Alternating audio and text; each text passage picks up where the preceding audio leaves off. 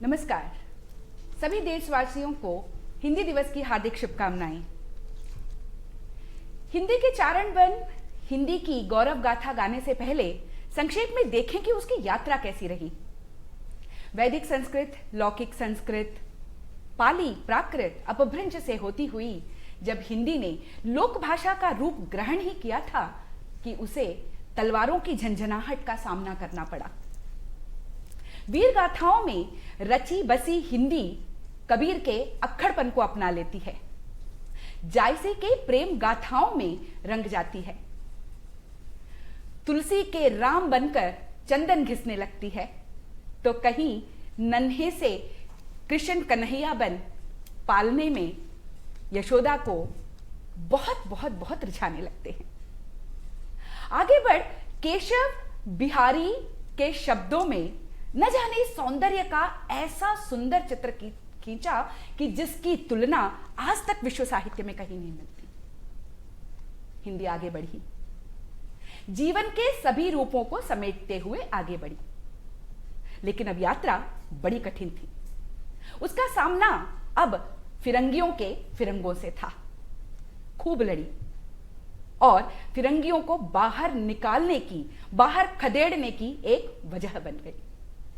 हिंदी की इस ताकत को जानते थे भारतवासी, इसीलिए तो 14 सितंबर सन 1949 के दिन राजभाषा के रूप में वह मूर्धाभिषिक्त हुई, उसका राज्याभिषेक हुआ। आज हम इसी वजह से यहां पर साथ हैं और हिंदी की गौरव गाथा गा रहे हैं। मेरे साथ स्टूडियो में हैं डॉक्टर गुलाम मोइनुद्दीन खान जी, जो कि प्रिंसिपल हैं बीजेबी स्वयं शासित महाविद्यालय के, और साथ हैं डॉक्टर कमलिनी पाणिग्राही जी, जो सेवानिवृत्त रीडर हैं। आइए चर्चा करें राजभाषा हिंदी और हिंदी के प्रगति एवं प्रयोग की कथा को लेकर। सबसे पहला प्रश्न डॉक्टर खान आपसे कि हिंदी को राजभाषा बनाने के ऐतिहासिक संदर्भ क्या हैं, जरा प्रकाश डालिए। हिंदी हमारे देश की जो बहुत सारी भाषाएं बोली जाती हैं उनमें सर्वोपरि है, और दुनिया का अगर इतिहास आप देखेंगे तो पूरी दुनिया में जितने भी बड़े बड़े मुल्क हैं सभी बहुभाषी देश हैं। जब देश आज़ाद हुआ तो उसके बाद देश का अपना संविधान बनाने की ज़रूरत महसूस हुई और देश ने नई संविधान समिति का निर्माण किया।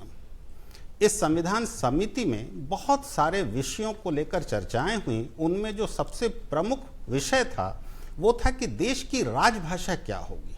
असल में हिंदी हमारे देश में बोलचाल की भाषा रही है, व्यापार की भाषा रही है, हमारे देश में फौजियों की सेना की भाषा रही है, मंदिरों की भाषा रही है, तीर्थों की भाषा रही है, लेकिन हमारे देश में हिंदी राजभाषा नहीं रही। राजभाषा का अर्थ होता है प्रशासन की भाषा। जिस भाषा में सरकार का कामकाज होता है उसे राजभाषा कहते हैं, और राजभाषा बनाने का निर्णय हिंदी को 14 सितंबर 1949 में लिया गया, जिसका सबसे बड़ा कारण ये था कि हिंदी हमारे देश के सबसे बड़े भूभाग की भाषा थी, यानी हिंदुस्तान के सबसे ज़्यादा प्रदेश में हिंदी का इस्तेमाल होता था, और दूसरी चीज़ हिंदी सबसे ज़्यादा लोगों के द्वारा बोली जाने वाली और समझी जाने वाली भाषा थी। तीसरी बात ये थी कि हिंदी का अपना एक योगदान था भारतीय समाज और भारतीय संस्कृति के निर्माण में।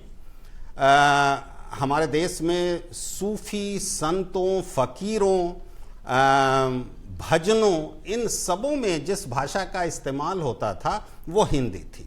यद्यपि हिंदी शब्द का प्रयोग बहुत बाद में अंग्रेज़ों के आने के बाद होता है, लेकिन हिंदुस्तानी के रूप में या हिंदवी के रूप में या देशी भाषा के रूप में हिंदी बहुत पहले से व्यापार के क्षेत्र में और लोगों के द्वारा, आम आदमी के द्वारा बोलचाल के रूप में अपनाई जाती थी।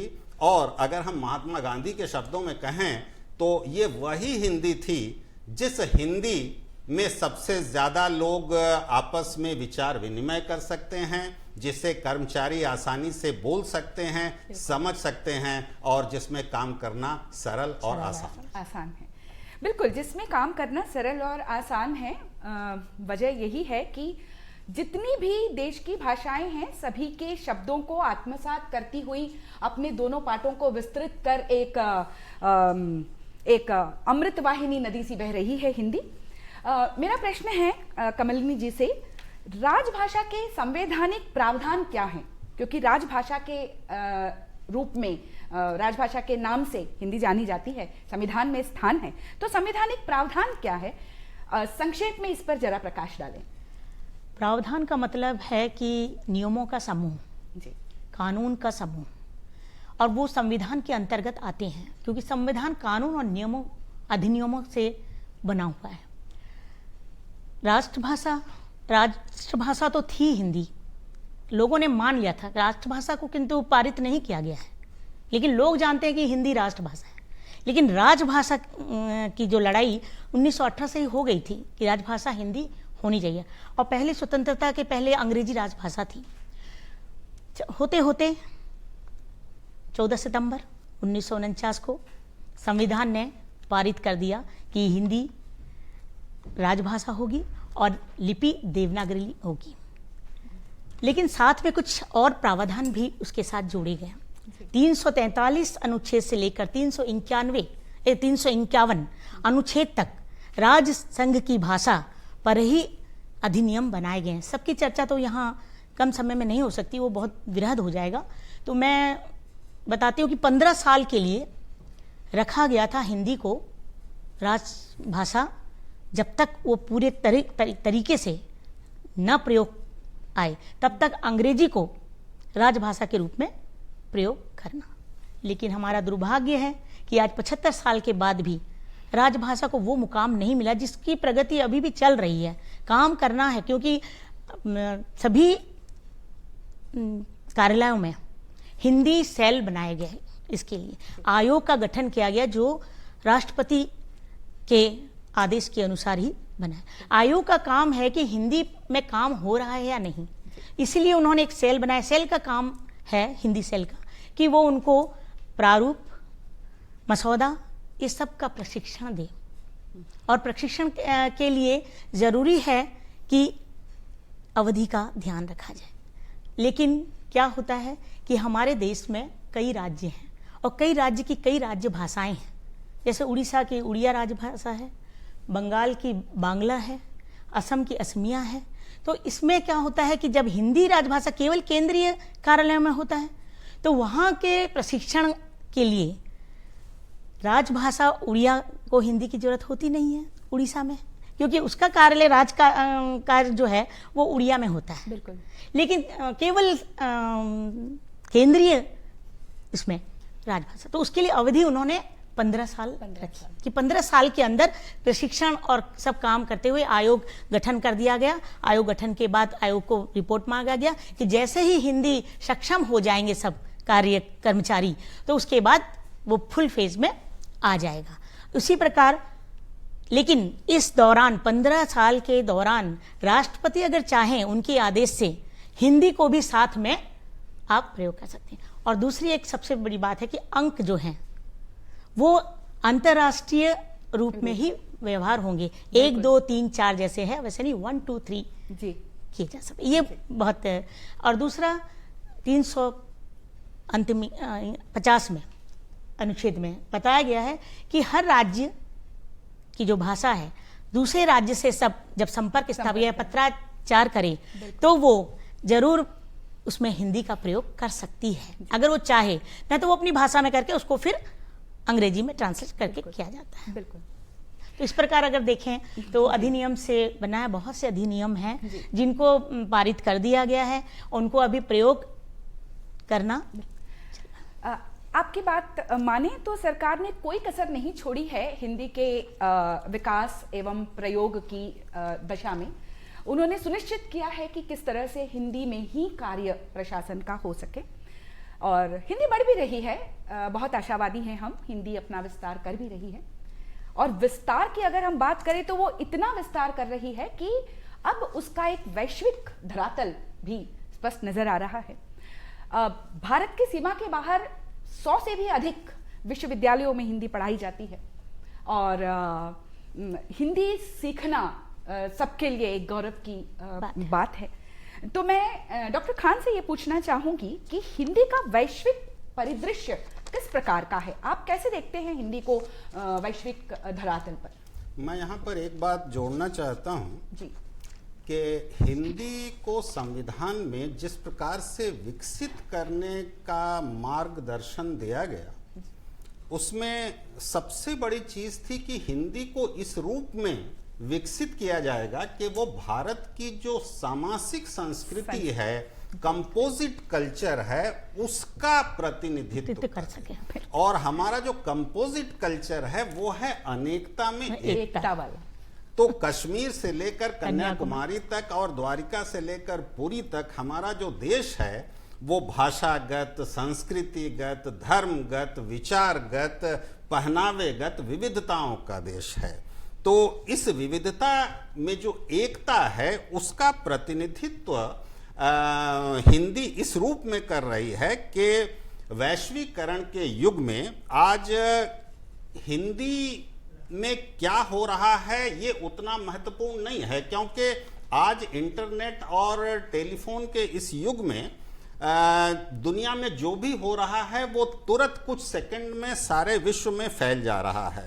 ऐसे में नए आविष्कार, नए प्रोडक्ट, 130 करोड़ जनता का देश है भारतवर्ष, और ऐसे में हिंदी भाषा जो है 130 करोड़ लोगों की, वो पूरे दुनिया को आकर्षित करती है कि वो अपनी बात को भारतवासी तक पहुंचाएं। दूसरी सबसे बड़ी जो चीज़ है, भारत का विद्यार्थी आज पूरी दुनिया के आईटी क्षेत्र में डॉक्टर, इंजीनियर, व्यापार, एंटरप्रेन्योरशिप पूरे विश्व में फैला हुआ है। बिल्कुल सही। और तीसरी चीज, हिंदी अब व्यापार और जीवन यापन की भाषा बन चुकी है। तो ऐसे में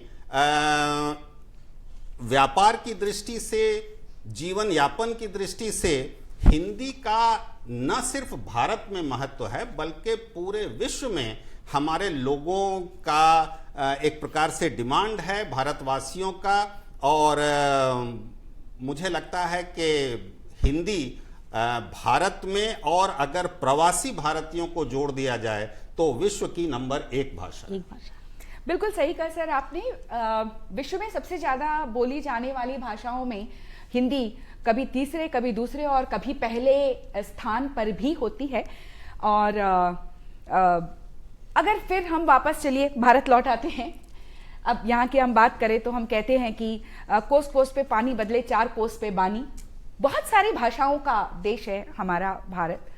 तो इन बहुभाषी राष्ट्र में किसी एक भाषा को राजभाषा बनाना बहुत कठिन कार्य है, क्योंकि उसको स्वीकारना बड़ा कठिन है। तो ऐसी स्थिति में एक जो बहुत बड़ा सहारा दिखाई देता है वो है अनुवाद का। तो मैं डॉक्टर कमलिनी जी से पूछना चाहूंगी कि राजभाषा हिंदी के विकास में अनुवाद की क्या भूमिका है, उस पर जरा सा प्रकाश डालें। वेदुला, देखो, अनुवाद के, हिंदी तो अनुवाद की ही भाषा है देखा जाए तो, और अनुवाद की अहम भूमिका है राजभाषा में। क्यों? क्योंकि जब विभिन्न राजभाषाएं होंगी तो अनुवाद की तो आवश्यकता पड़ेगी। कोई भी रिपोर्ट, कोई भी पत्राचार होता है तो उसको पहले अधिकारी हो या अनुवादक हो, उसको अनुवाद करता है, तब वो दूसरे क्षेत्र तक जाती है, दूसरे राज्य तक जाती है। तो अनुवाद जो है वो कार्यालयों में एक अहम चीज होती है। बिना अनुवाद के, जैसे आप राजभाषा कार्यालय में उड़िया राजभाषा है, तो वो अब माने सेंट्रल गवर्नमेंट में जब कोई अपनी बात पहुंचाएगा तो कैसे पहुंचाएगा? अनुवाद के, क्योंकि उड़िया तो वहां कोई जानता नहीं है। तो उड़िया से उसको पत्र को आगे अनुवाद करना पड़ेगा मुझे अनुवादक ऐसा द्वारा। लगता है, मैं बीच में थोड़ा सा नहीं, जरूर, रोक रहा बिल्कुल हूं। बिल्कुल बिल्कुल बोलिए। अनुवाद 21st सेंचुरी की डिमांड है, आवश्यकता है, चूंकि दुनिया में अधिकांश बहुविध संस्कृति है, बहुत सी भाषाएं हैं, तो यदि आप एक दूसरे तक पहुंचना चाहते हैं तो उसके सेतु के रूप में आप अनुवाद का ही इस्तेमाल कर सकते हैं। आप भारत के अगर संत साहित्य को या राम भक्ति, कृष्ण भक्ति साहित्य को समझना है तो आपको अनुवाद के माध्यम से विदेशों तक पहुंचाना है। आपको विदेशों के अगर रोमांटिक आंदोलन को अगर देखना है या जो विदेशों में उत्तर आधुनिकता है उसको आपको समझना है तो उसके लिए आपको अंग्रेजी भाषा के साथ एक सेतु बनाना है। तो अनुवाद की आवश्यकता भाषा और संस्कृति सबको समझने के लिए आवश्यक है। आपने बिल्कुल ठीक कहा डॉक्टर खान। अब देखिए, हिंदी को स्वीकारना तब और सहज हो जाएगा जब हम प्रेमचंद को पढ़ेगा कोई अहिंदी भाषी। कोई अहिंदी भाषी मानस मंथन कर मानस को आत्मसात करेगा तो हिंदी को स्वीकार करना उसके लिए और ज्यादा आसान हो जाएगा। अनुवाद एक कड़ी है, निश्चित रूप से एक सेतु के रूप में है, निश्चित रूप से।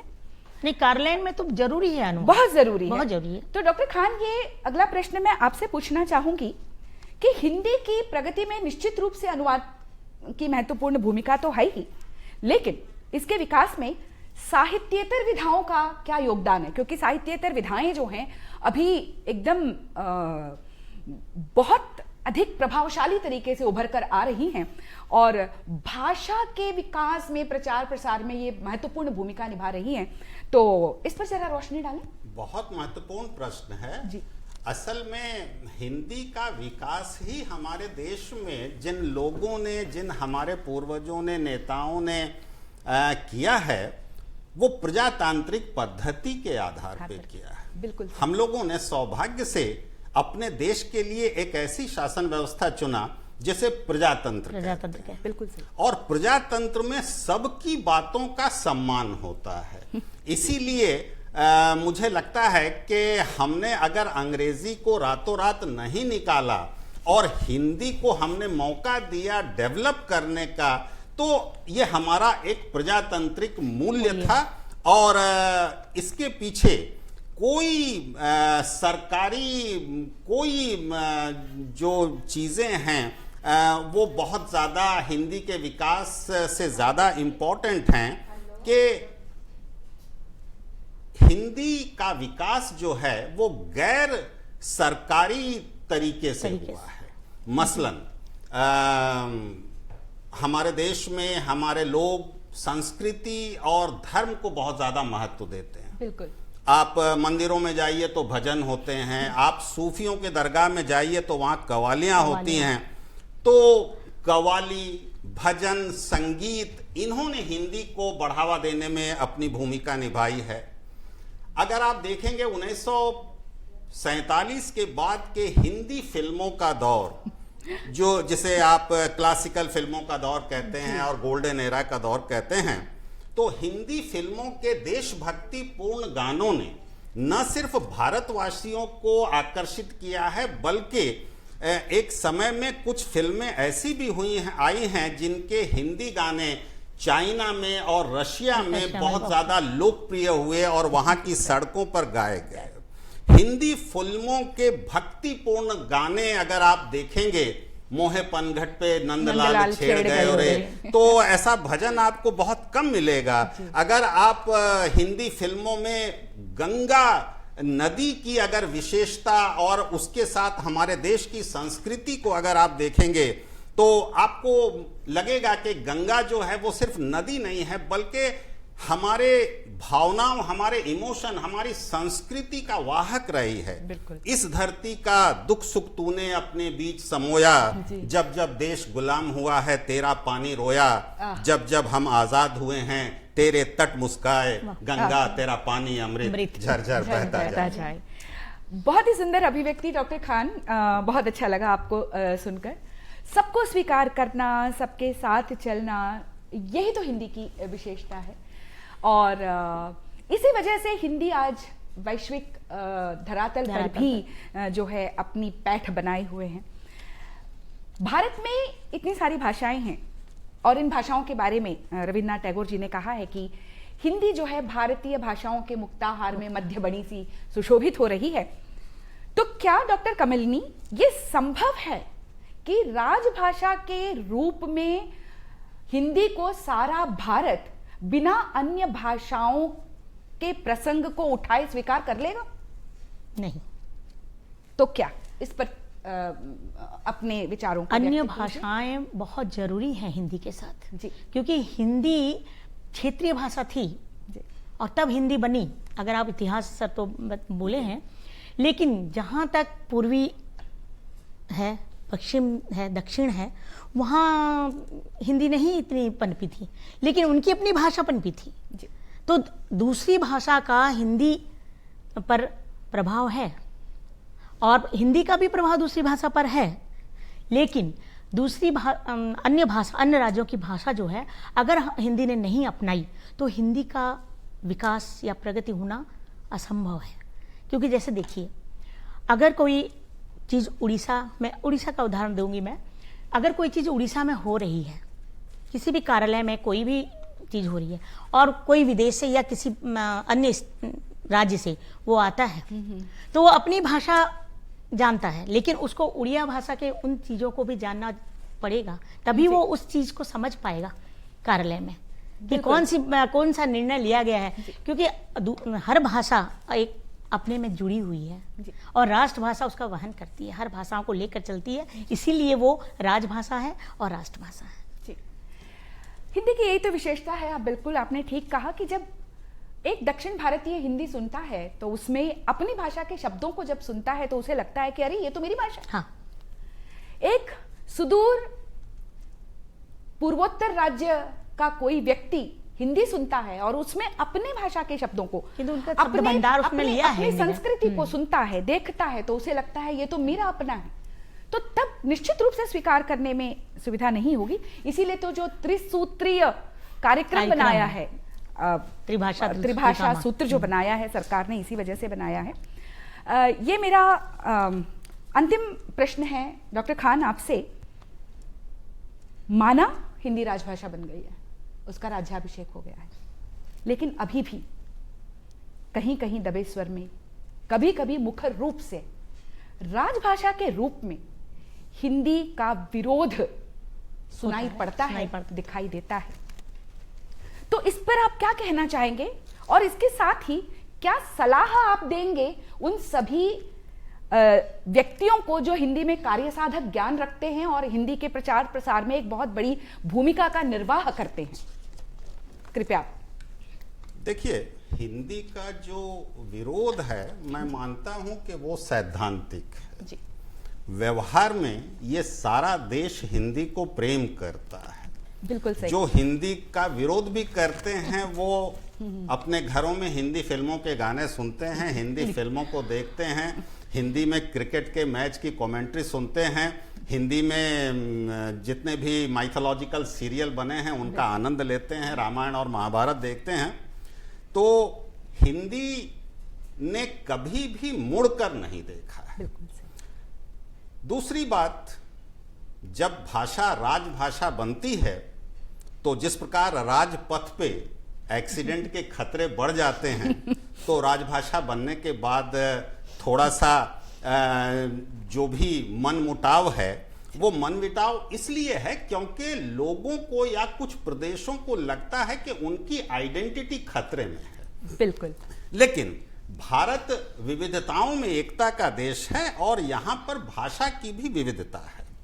और एक समय में माना जाता था कि अंग्रेजी ही हिंदी को बढ़ने नहीं दे रही है, लेकिन पिछले कुछ दिनों में देखा गया कि चाइना या रशिया के जो इंजीनियर या डॉक्टर अमेरिका जा रहे हैं या इंग्लैंड जा रहे हैं उनको वहां की भाषा में कठिनाई हो रही है, क्योंकि वो इंटरनेशनल लैंग्वेज अंग्रेजी नहीं जानते हैं। लेकिन भारत का विद्यार्थी हिंदी के साथ साथ जब अंग्रेजी जानता है तो वो इंटरनेशनल मार्केट को भी कम्पीट करता है। इसीलिए हिंदी का अब अंग्रेजी के साथ भी कोई विरोध नहीं है, हिंदी और अंग्रेजी सहभाषा के रूप में एक साथ बढ़ रही है। और तीसरी चीज, आज के युग में जो जिसे हम मार्केटिंग का युग कहते हैं, तो यहां पर सबसे ज्यादा आज इंपॉर्टेंट हो गया है विज्ञापन। और विज्ञापन की भाषा के रूप में हिंदी और अंग्रेजी तो एक साथ मिल गई है। यही है राइट चॉइस बेबी, या जो अंदर फिट वो बाहर भी हिट, या ये दिल मांगे मोर।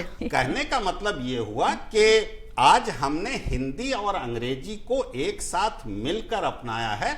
और हिंदी का मतलब या हिंदी को बढ़ाने का मतलब हिंदी का परिनिष्ठित रूप नहीं, बल्कि हिंदी का वो रूप है जो आम आदमी में एक्सेप्टेबल है। व्यवहारिक। बिल्कुल सही, आपने बिल्कुल सही कहा। और भाषाओं की बात करें और भारतेंदु हरिश्चंद्र जी की बात न करें तो ये ठीक ना होगा। भारतेंदु हरिश्चंद्र कहते हैं, निज भाषा उन्नति अहे सब उन्नति को मूल, बिन निज भाषा उन्नति के मिटे न ही को सूल। और निज भाषा का मतलब मेरी भाषा हिंदी और भारत की सारी भाषाएं, और साथ में सहभाषा के रूप में अंग्रेजी भी है। भाषा जो भी हो, जब तक वह आपसी संबंधों को बनाए, जब तक वह ज्ञान विज्ञान की अजस्र सोतस्विनी बहाती रहे, तब तक हर एक भाषा स्वीकार्य है। पर मेरी भाषा हिंदी निश्चित रूप से राष्ट्रभाषा, राजभाषा, संपर्क भाषा के रूप में आज पूरे विश्व में, सिर्फ भारत में ही नहीं पूरे विश्व में अपना परचम लहरा रही है। और यह हमारे लिए, हम सभी भारतवासियों के लिए गर्व का कारण है। मैं आप दोनों विद्वज्जनों का हार्दिक हार्दिक हार्दिक धन्यवाद देती हूँ कि आपने इस कार्यक्रम में अपने मंतव्यों को रख इस कार्यक्रम की शोभा बढ़ाई। धन्यवाद। नमस्कार।